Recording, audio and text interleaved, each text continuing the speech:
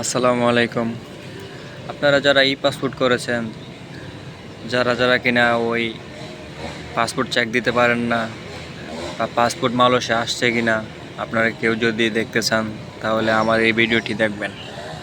কিভাবে যে ই পাসপোর্ট আপনারা চেক দিবেন, আপনার পাসপোর্ট মালয়েশিয়া আসছে কি আসছে না, কিভাবে চেক দিবেন দেখে নেন। সম্পূর্ণ ভিডিওর মধ্যে দেওয়া হলো কিভাবে পাসপোর্ট চেক দিতে হয়।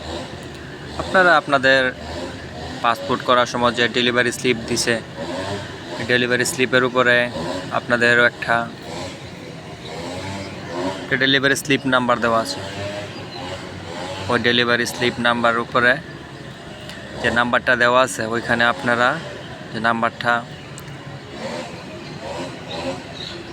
ওই নাম্বারটা কোথায় বসাবেন এবং কিভাবে বসাবেন ওইখানে দেওয়া আছে। ওই যে ওইখানে দেখবেন ডেলিভারি স্লিপ নাম্বার,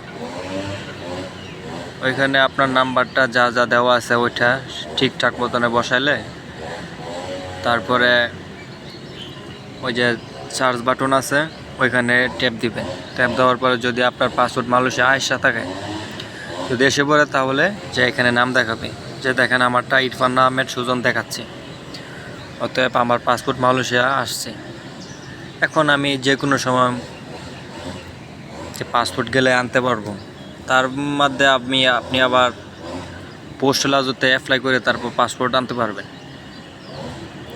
যদি আপনাদের ভিডিওটি ভালো লাগে তাহলে অবশ্যই লাইক, কমেন্ট এবং শেয়ার করবেন। ধন্যবাদ সবাইকে, ভালো থাকবেন ইনশাল্লাহ।